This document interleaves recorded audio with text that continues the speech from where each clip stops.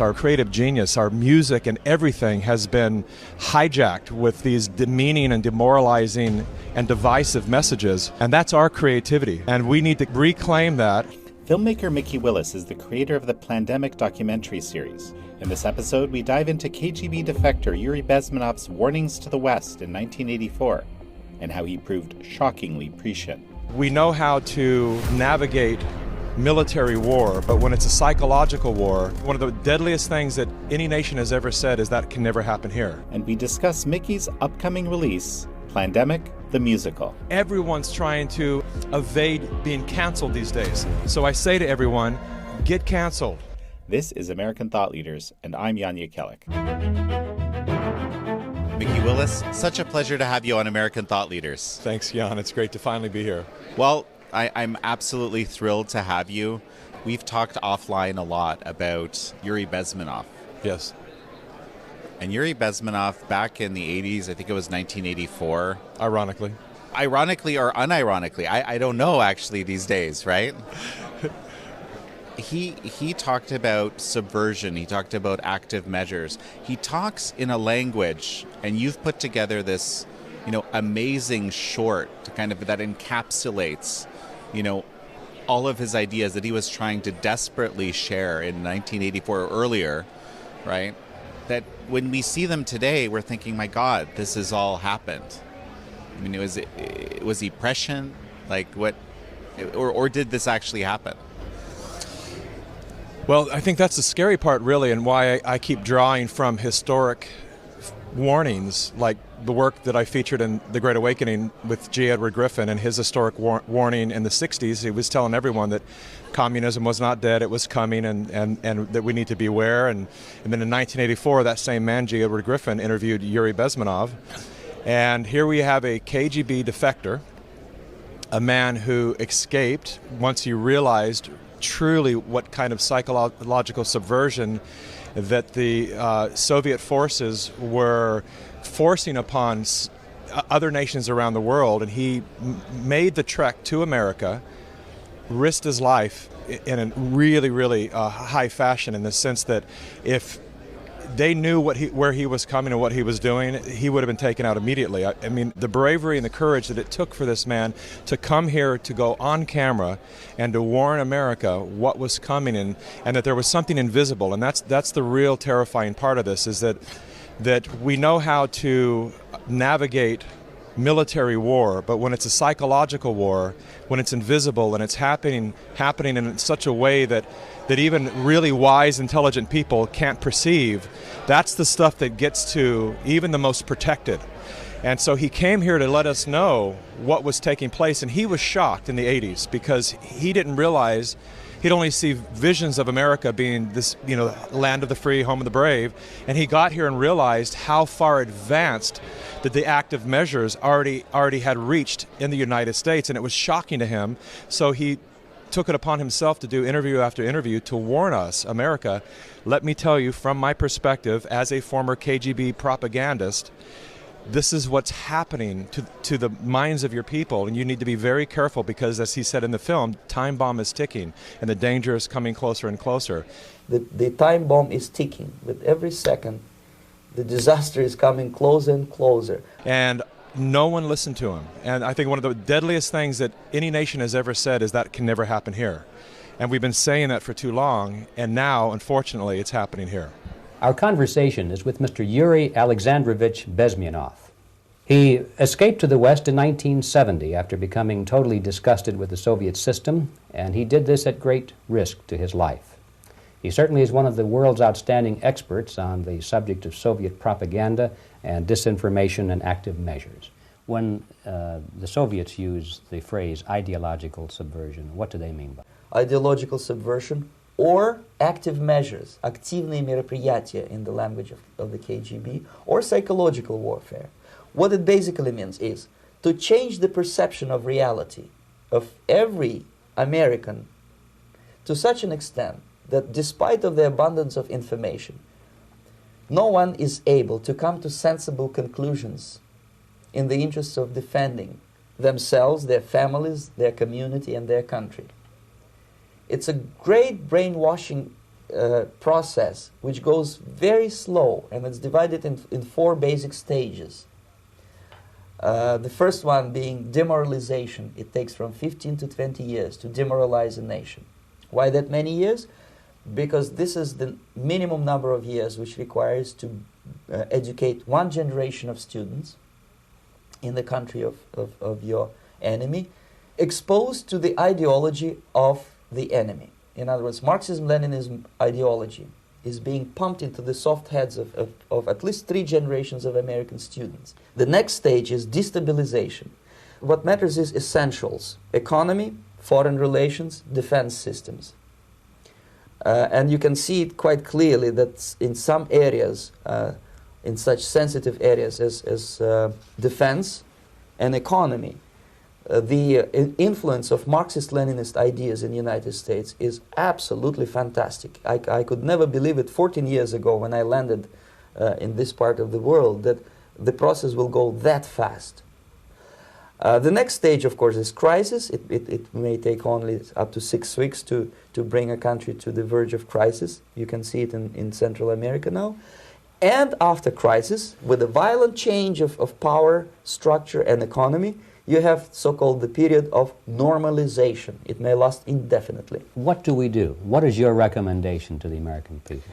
Well, the immediate thing that comes to my mind is, of course, there must be a very strong national effort to educate people in the spirit of real patriotism, number 1. Number 2, to explain them the real danger of socialist, communist, whatever, welfare state, big brother government. If people will fail to grasp the impending danger of that development, nothing ever can help United States. You may kiss goodbye to your freedom.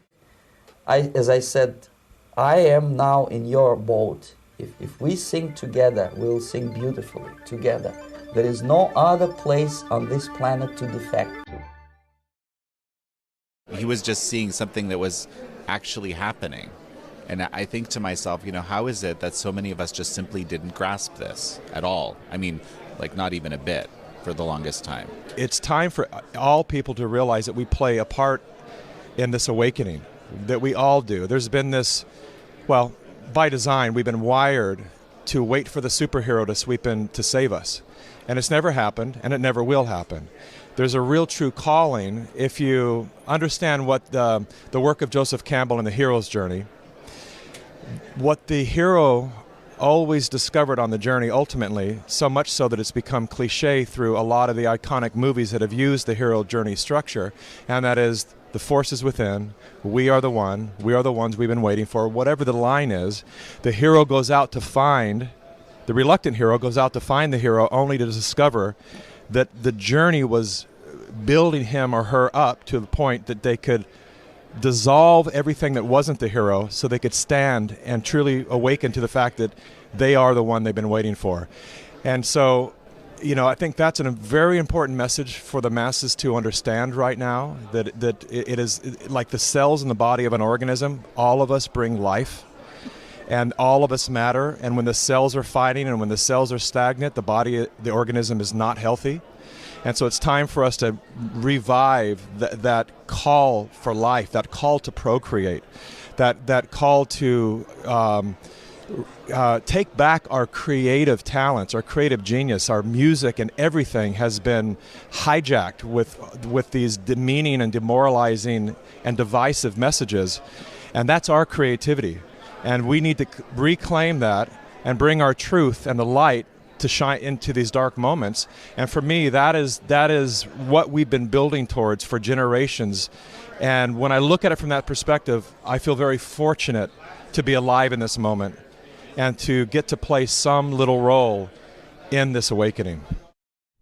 So I wanted to take a quick break to tell you about something that's actually quite important to me. I've been kind of resisting getting a sponsor for the show for some time. There's been numerous offers, let's just say. Patriot Gold Group came to me, and the gold is actually something that I've been thinking about quite a bit. because we're in very volatile times, very unpredictable times. So gold is the place that I think is one of the few kind of stable places to put money. And Patriot Gold Group is a good company. We checked them out. And so I bought some gold with them. And, you know, the value, and this is kind of crazy, since I bought it, I think about 3 weeks ago, of this gold has gone up by over $500. And this isn't a large amount of gold that I bought here. So let me show you what I got. So this is Rand Refinery 1 ounce fine gold bullion, the American Eagle, and 5 silver eagles. So I'm actually gonna pull out the gold eagle for you because it looks kind of awesome. Wow, it's got an amazing weight to it. So if you're inspired to buy some gold, I recommend you call Patriot Gold Group. You can call them at 888-857-0495, 888-857-0495. Mention American Thought Leaders. With that, let's head back to the interview. There's this other piece that I've been thinking about, the demoralization that we hear about in your piece with Yuri Bezmenov that you just talked about. There's a heck of a lot of people that are just deeply demoralized. They're deeply demoralized to the point where they're looking outside for solutions to people who they really should know a lot better can never provide them. Well, you're touching on something that is a remaining issue for me and a major concern for me. I have two kids, 9 and 12 years old. And when I look at the level of demoralization that's taking place in America, I believe that a lot of the tyrannical policies and a lot of the movement towards the woke agenda and the ESGs and a lot of these things will be dissolved. And we'll come back to a place of, I think there's a lot of people waking up to have a sense of patriotism that they would otherwise not have, but they've learned to love their country through all this mess. So I think on one hand it's going to be, we're going to elevate our consciousness in to some degree, but this level of demoralization that is leading to mental illness is something that I can't see us being rid of that for a generation or so. And because what's happening out there, mostly through a lot of the apps that are indoctrinating our children from such a young age to believe that nature is so fallible that they could be in the wrong body, that there's no intelligent force that could possibly help them heal that dysfunction. And I look at that and I wonder sometimes, where is the safe space for my children? Where are they going to have really strong, very clear-headed boys that my wife and I have brought them into our world so they understand everything that's going on. They're very bulletproof to any of these ideologies. They hear a kid, at camp or whatever, and they'll come home and they'll say, you got to hear what these kids are saying, Dad. They know the difference between what's real and what's natural and these fabricated new ideologies. They know what's good for them, I'll put it that way. But it's been difficult as a parent that wants to grant our children freedom to go participate in sports and baseball and the trampoline park and all of that, but always have that thought in my mind of what are they going to encounter through this demoralized. And I have to warn them, because so many kids at a very young age now are watching porn, very, very young. And they start to talk about it. My 12-year-old son has already had kids say, hey, I want to show you something. He goes, my dad warned me about this. I don't want to see it.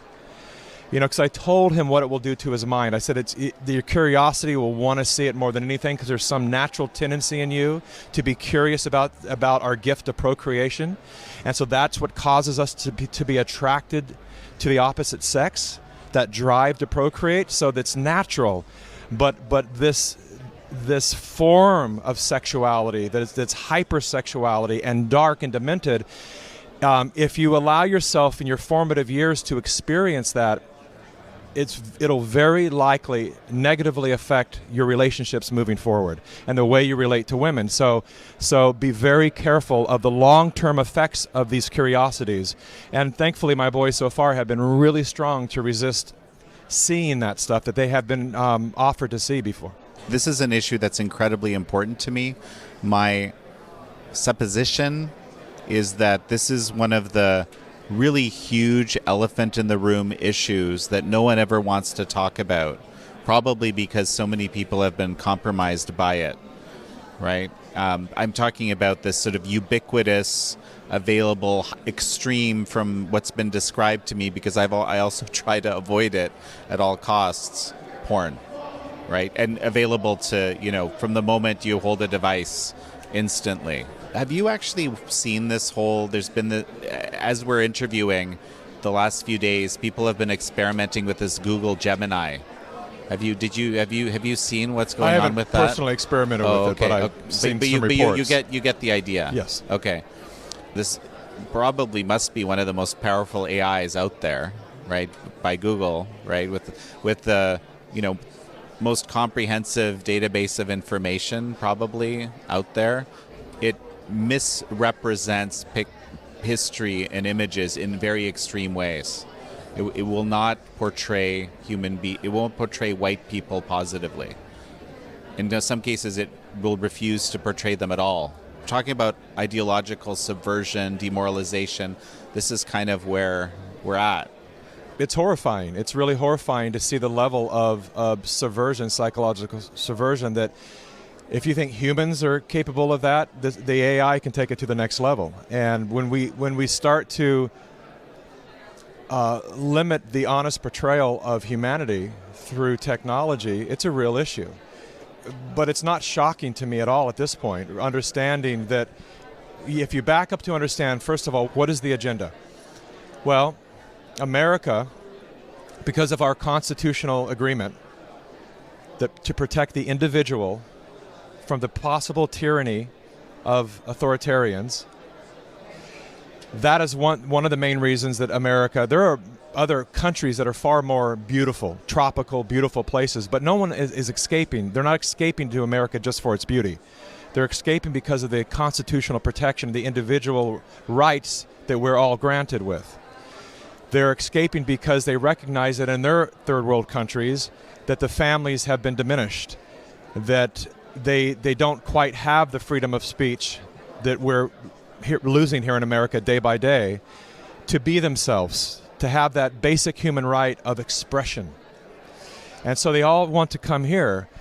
Now, America being the firewall for the globalist agenda, and what that means is there's a major agenda, but now that to create a one world everything, a centralized power, centralized currencies, all of that, so that those who want total domination and control on a global level won't have outliers, certain countries that are playing a different game. And we saw that that's what's happened with COVID, where there were certain nations and certain states within our own nation that didn't play the game. And now we have outliers that we can look at and point towards as probably the best case studies we'll ever have to say, why is Africa 4% vaccinated and the people are doing better health-wise? Why did these nations or states that didn't close down their economy, didn't do social distancing, didn't force their citizens to lock down, why is their economy better and their health rates are better? What's happening there? And so for them to achieve their global agenda, they can't have these individual territories thinking for themselves. And so once you understand that that's at the root of their agenda, then you understand, well, if because of America's strength, not just military strength, but the pride in America, the spirit of America, Americans are very different than a lot of people around the world, for better and for worse. What then do you do to erode that firewall? You have to understand what that firewall is comprised of, and then what are the compounds that will erode and take down that wall. And that is the foundation of our nation. And so if you look at everything that is worth living and dying for, ask yourself, you have your viewers ask yourself, what is worth living and dying for? And I guarantee you, whatever your answers are to that, those things are under attack. Some people would say faith, family, freedom, country.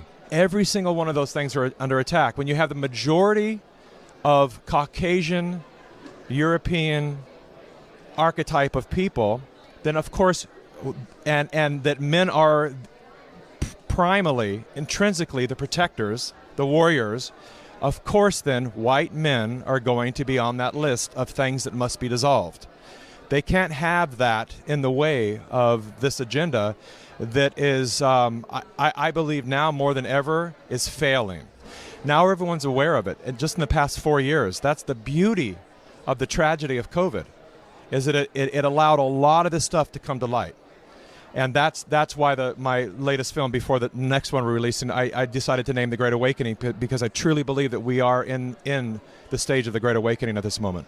Remind us where you came from. We talked about you were on a short hit with me on an American Thought Leaders Now, but I would love it if you could just kind of remind us your journey to making these films and, you know, focusing on Yuri Bezmenov and frankly in other pieces, realizing the true threat of the Chinese Communist Party, which I think is still a lot of people don't. But so tell me your story, yeah. Well, my story in a nutshell is that I was born and raised in California. And as a result of that, I had one political party to choose from, and that was the left. And I became I would say, a far left progressive. I went on the road with Bernie Sanders in 2016 to produce media for him. Well, why was that attractive to you? Like, why did you gravitate there, do you think? Yeah, thank you. There is a backstory to that. And that is, so I was raised by a single mom. And she had 4 kids on her own, and she was part of the welfare system. And so Bernie's rhetoric about lifting up single mothers really reached me, because I thought to myself, I remember the first time I heard him speak, I said out loud, where was he when I was growing up? We were very poor. My sister stole toilet paper from the gas station at the end of the month, so you know, we would run out of our funding. And but despite that, I always felt that I had a great life because I had a truly loving mother. And then my older brother, all my sisters and brothers were 14, 15, 16 years older than me. My older brother contracted AIDS. He was gay. And so I watched him live with AIDS for 8 years. And then Anthony Fauci came out and prescribed a medicine known as AZT. Now, my brother would have lived forever. He was doing well. But his doctors told him that this is the thing that will actually make HIV go away. And so he started on the protocol, and he got worse and worse day by day. He looked like a skeleton of a man. It was really hard to witness that. And my mother was concerned because she would tell the doctors, this is not working. He's getting worse. And I'm concerned about my son. And they said, no. He's just acclimating to the medicine. And if you take him off it, he will die. And so very similar to what's happening right now in America with so many people that were coerced and forced into getting the vaccine, and then it ended up damaging their loved ones. They're dealing with that right now, the grief, the shame, the guilt of that. And my mom was a cancer survivor, lived with cancer for 20 years and would have lived a long life. But the guilt and the shame of knowing that she was part of the decision to keep my brother on that deadly protocol, and she didn't listen, because my brother's community was saying the medicine is killing people, not the virus, the medicine.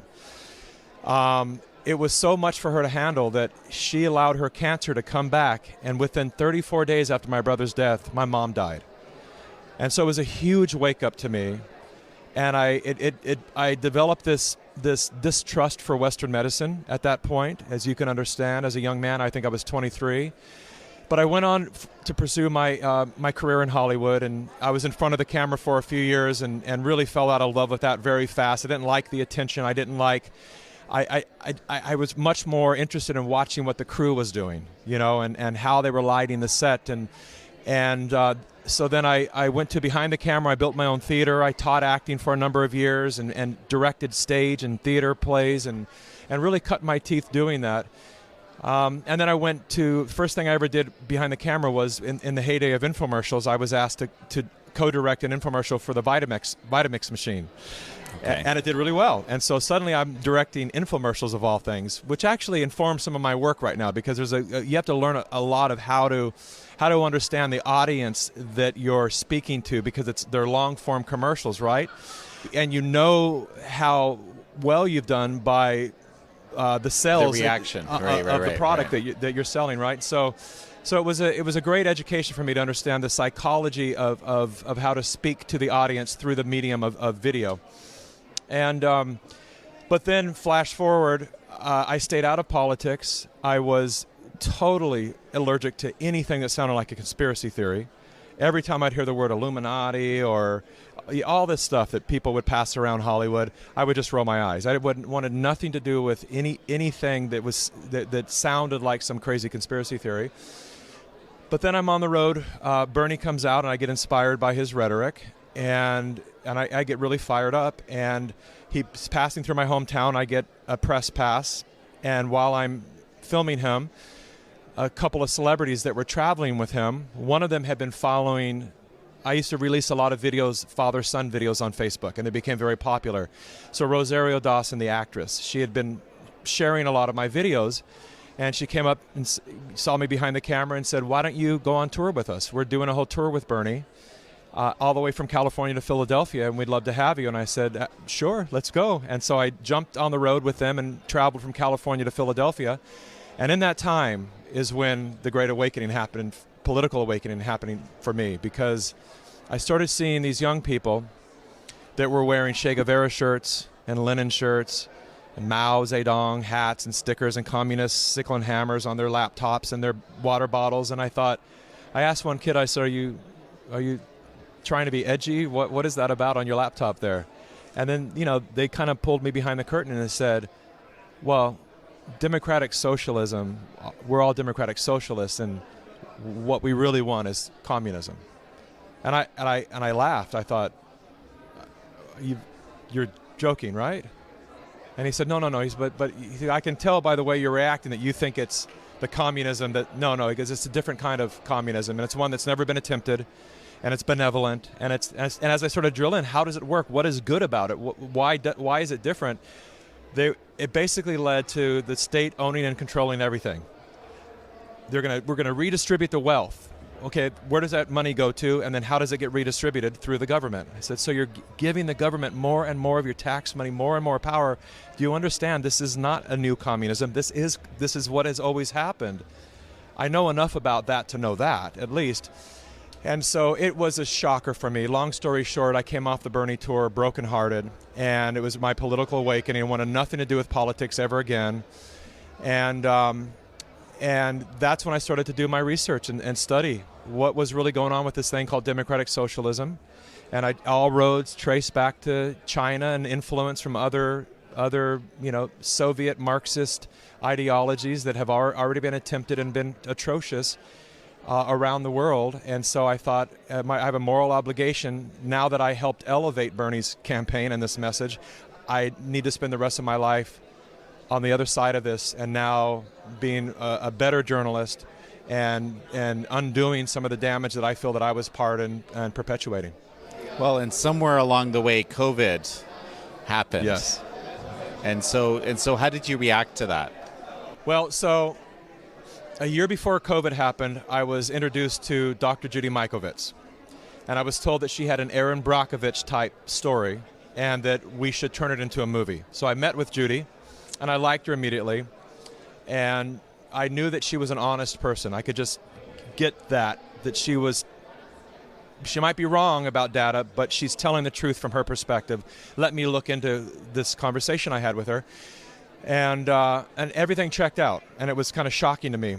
But I was committed at the moment to a documentary that I was making called The Narrative, to expose Western media, because I'd also done a lot of jobs in mainstream media. And I've been in boardrooms, and I know how it works, and I was so tired of it being so divisive and doing so much damage. And as a father, I just thought I have to expose Western media. And so I told Judy, I said, unfortunately, I can't make your film. I'm tied up for the next 18 months, but I'll pitch it around, because I think it's a movie that needs to be made.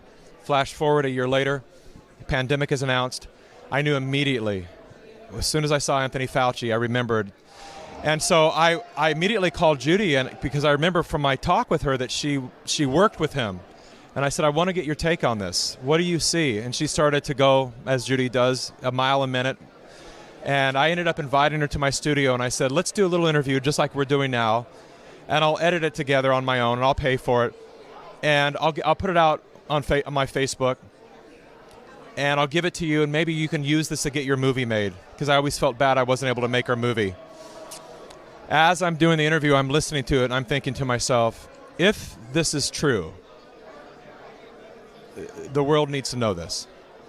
And so I took that footage, I edited our interview, and then I asked her to give me all the contacts from everyone, attorneys, prosecutors, everyone that she had experienced, that she had contacts to during her trial and everything that happened to her.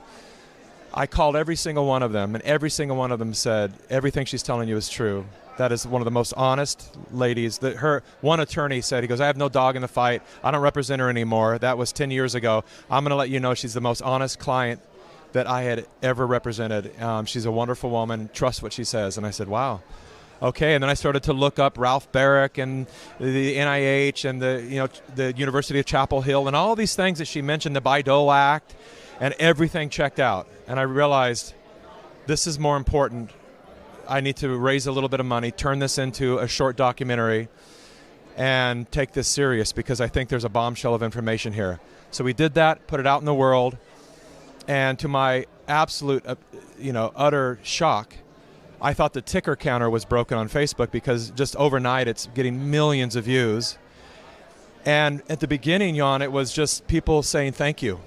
There are people crying, saying you had this helped me realize I'm not crazy. I knew something was going on, and it felt wonderful. 2 days later, after this thing goes mega viral and has hundreds of millions of views, the media steps in, and because all they could see online of me that I was a lefty, they couldn't call me far right. They couldn't put me in that category of neo-Nazi. And so they just went hard after attacking my character, my wife, my family. So much so that my little town, which is known for being one of the conscious meccas of California, which was Ojai, California, someone online started a petition to make my family move. And they were reporting us to Child Protective Services to take our children, all for trying to wake people up to the realities of what was really happening. But that film goes on to become the most seen independent movie in history, with probably somewhere around 1.5 billion views at this point, because of the power of the people. I gave the file to the world and I said, download it because I know that they're going to shut my accounts down. Put it on your computers and share. And the world became our distribution model. And I'm forever grateful for the people for doing that. And they've continued to do that with the entire series. Astonishing story, and of course there's been multiple, I guess, sequels now to the original film, with this Great Awakening most recently, and I think a musical coming. Like that's right. Now, people think it's some kind of a joke or a meme online, but no, we actually created Plandemic the musical, which is marking. I said, let's go out with a bang. For me, it's time to move on to other work, and so the musical for me is it's only 20 minutes long, but it's an epic little movie that we've been working on for 2 years, and it's a real call for people to stand up and to revive their creative genius and bring their unique gifts to this fight, this historic fight. And it's actually exceeded my expectations. The musical, it was risky, it was fun. To have an idea, it was. I think it was 3 years ago. We were actually at Del Bigtree's house, Buddy and another, very beloved freedom fighter out in the world, and I maybe induced by a glass or two of wine. My friend had a acoustic guitar who turned out to be the musical director of Plandemic the musical, Deepak, and we were making up songs, trying to make light. The world was at lockdown at that time, and here we are, all 50 people, no mask, and drinking wine and enjoying, Thanksgiving dinner, and we're singing parody songs, and it was so fun and entertaining that I looked around the room and I realized we need to. We're not poking fun at this because it's a very serious tragedy, the greatest crime against humanity ever, and people have suffered and died. So we're not poking fun at it, but it's time to use the power of comedy and music and the human genius to also recognize that while they're chipping away at everything worth living and dying for, while they're making jokes a crime, a punishable crime, while they're canceling everyone for daring to think for themselves It's time for us to counter that and go in the other direction, kind of what happened in the age of the Renaissance. That's why you see the costumes are so fabulous. People were so oppressed by the Dark Ages that when they came out so fabulously, you know, to say, I'm here, we've arrived, I'm back, and I'm not going to let this darkness smother me any longer. And so I feel like that's what's going to really make the difference globally, is when that creative, colorful, beautiful human spirit is unleashed again, because it's been so oppressed, and that we reverse engineer the agenda. And what I mean by that is, what are we afraid of? And sometimes it's best, instead of to run away from what we're afraid of, but to run into it. So everyone's trying to evade being canceled these days. So I say to everyone, get canceled. Do everything in your powers. Honestly, it's difficult in the beginning once you understand that you have a lot of people that are posing as friends that suddenly turn on you. It's shocking.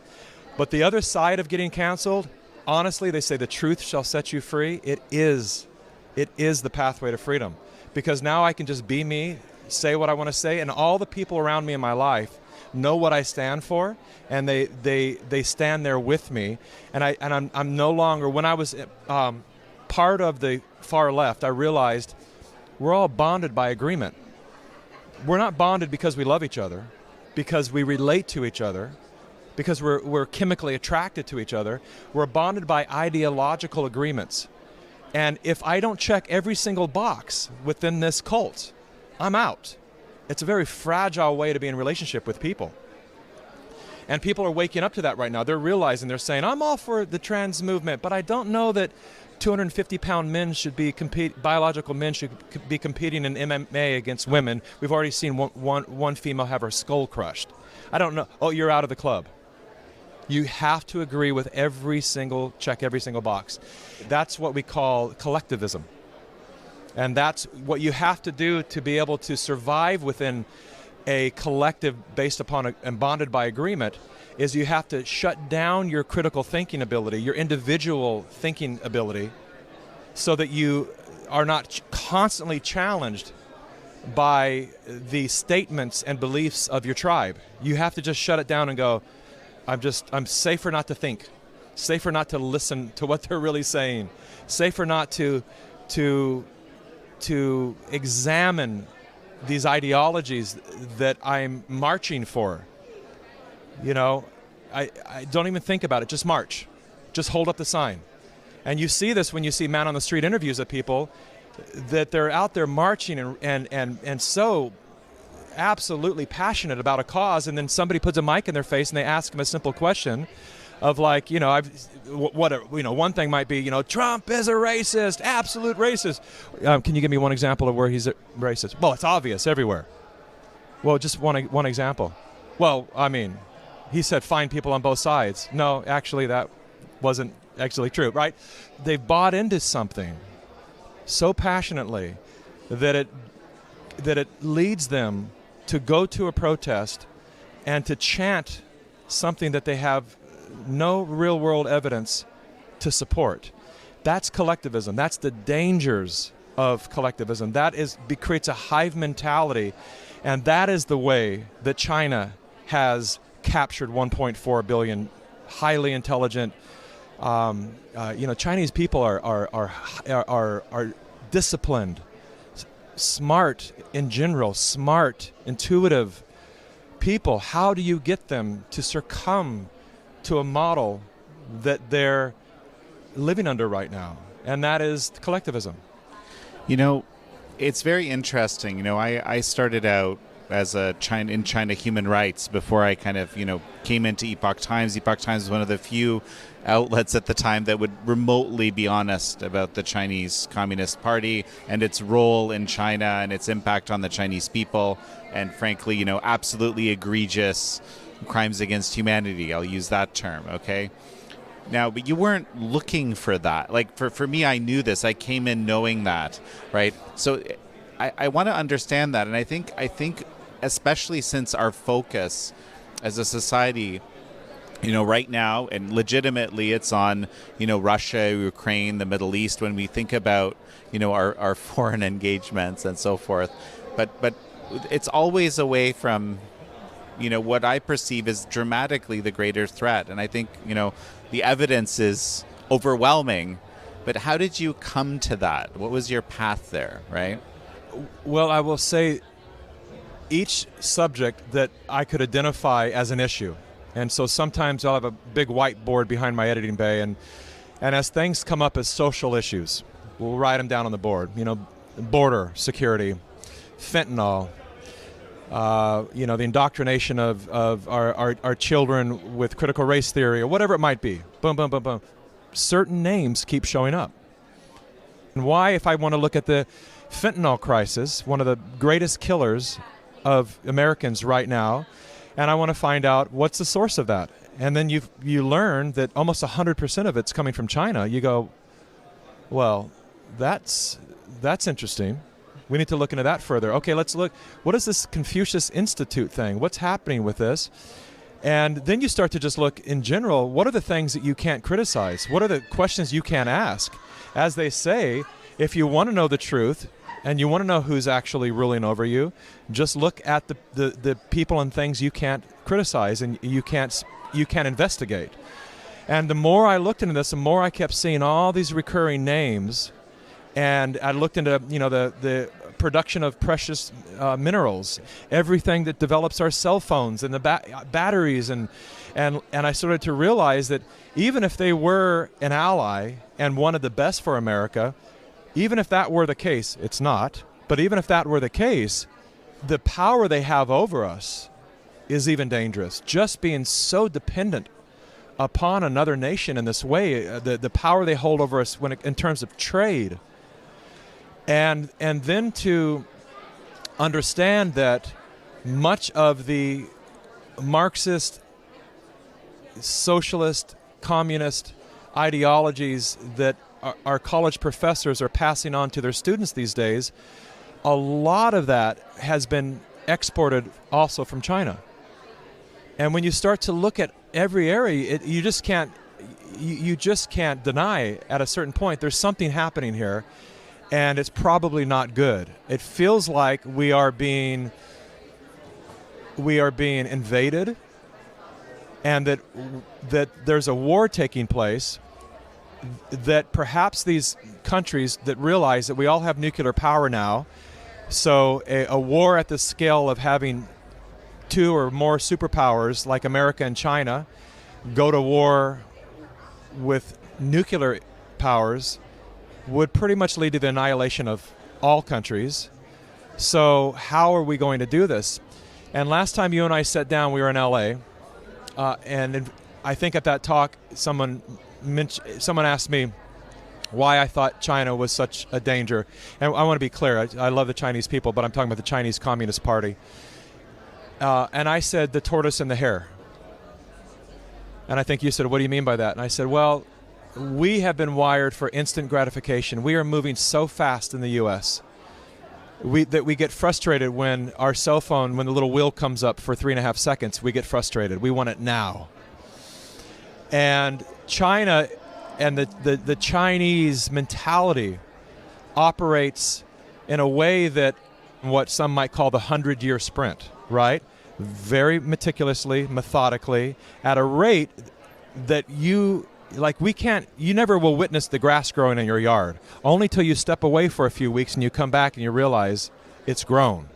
And so that's what makes it dangerous. We are the hare and they are the tortoise, in that we're running circles and exhausting ourselves with all these ideologies and arguing over all these superficial, trivial points, while China is laughing, Iran is laughing, Russia's laughing, and they're gradually encroaching on our territories, buying our land, our food supply, our technologies, spies everywhere, and with the intention to become the dominating superpower. What does that mean for the survival of Americans? I don't know.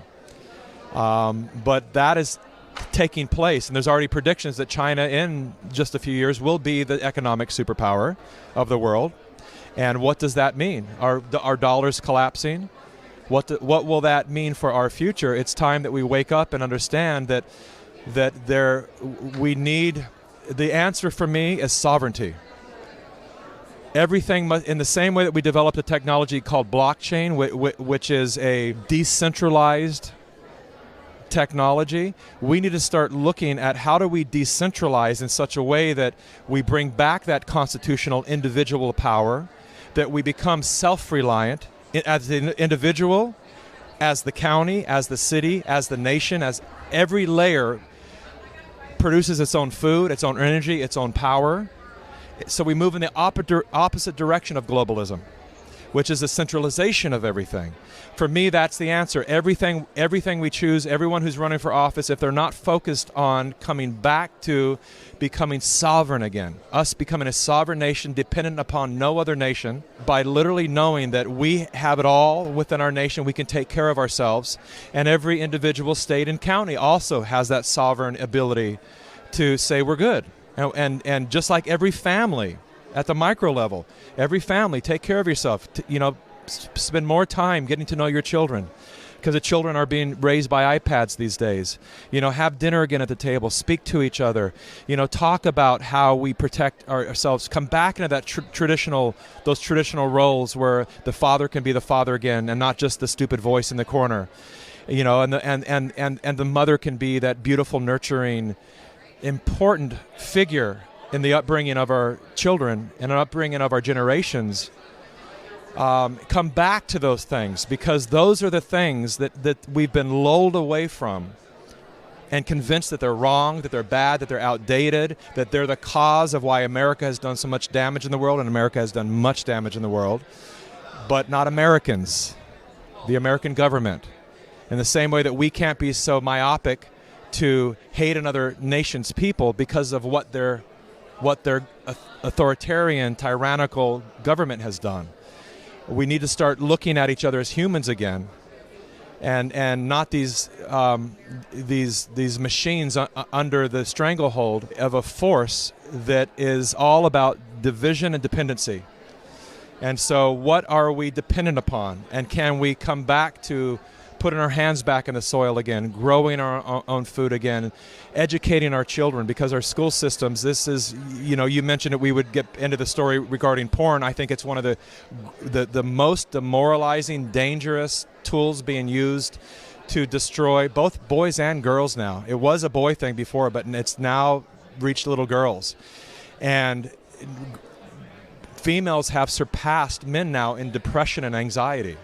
Now the women, look at TikTok and all the other apps where these women are pouring their hearts out in tears. They're 40, 45, 50 years old, realizing that they were bamboozled into a life that is now led them to loneliness and anxiety and depression, because they never had the gift of having a child, of having a man to love and protect them. And those are the things we have to recognize as the most destructive, the most dangerous. All of these ideologies that have repelled the innate primal attraction between men and women is where I want to start, by undoing that, to come back into our natural way of being and co-creating life together. We're going to need to finish up in a moment. Two quick thoughts. First of all, talking about the CCP, the Chinese Communist Party, we already know what they envision. It's this incredible power of the technocratic social credit system, all-encompassing, encroaching on every aspect of your life, right? And it's curious that in the West we've become ourselves more obsessed with creating a similar thing, and I think that also speaks to that subversion. I don't think it's the natural human inclination, not by a long shot. The second thing is, I would love to, and this is something we can discuss, but I would love to collaborate with you on a short episode on the effects of porn, because I truly have not been able to tackle this properly. Just very few people seem to really know much about it, very credibly, right? Just they're worried like me, right? That this is probably a massive issue that no one wants to touch. A lot of people don't even want to know about it, in a sense. So you're the audience. Like, I've observed that whenever I've tackled this issue, people are a little bit like, I don't think I want to know, right? I also understand that. but I also think it's incredibly important, exactly as you do. So perhaps we could, collaborate on something small to kind of expose this more, to understand it, it better. I would love to. And any final thought as we finish? Yeah. Well, on that note, I recently directed a piece for Prager University called MIA, which is an acronym for Masculinity in America. And it was shocking to me, although I thought I was up to speed on the damage that porn has done. We had a lot of top experts in this short documentary talking about what has really transpired. And so I would be honored and would jump at an opportunity to get something like that out in the world and really get the latest statistics out there of what's happening, because it's a drug, and it's like all drugs, there are gateways that lead to deadly drugs. And so that's what porn has become. In my day, in our day, maybe it was Playboy was that was the big thing, right? And so it's starting with nude photos to softcore to hardcore, and it ends up in this world where strangulation porn is it truly is. And when you have a 12-year-old boy thinking that women want to be choked when they're making love, it's a problem. And so some of these young boys have made that mistake in their exploration of their sexuality and have been charged with rape or something horrible, because all they know is they thought, well, that, dad didn't teach me. I have no, the dad isn't there for some reason. And I learned from watching these horrible people do this sacred act on camera. And so anyway, it needs to be said, and we'll go deep into that. It's the moment we have some free time, we'll talk about that more. But in answer to your question, in closing, I do want to say to you that I appreciate what Epoch has done. I appreciate what you have done. I consider you to be one of the most classy interviewers out there today. Truly open, getting to know you and having conversations with you. The level of humility that you bring, knowing that you've sat down with people so much smarter than myself and have learned so much, yet you have this childlike curiosity about every subject as if you don't know it. Is what makes you so compelling to listen to, and the level of conversations that you've had. I've used a lot of the work that this network has done as my research, and I am just really grateful that you guys are doing what you're doing, and thank you so much for supporting me and my work also. Well, that's very kind. Mikki Willis, it's such a pleasure to have had you on. Thank you so much. Thank you all for joining Mikki Willis and me on this episode of American Thought Leaders. I'm your host, Jan Jekielek.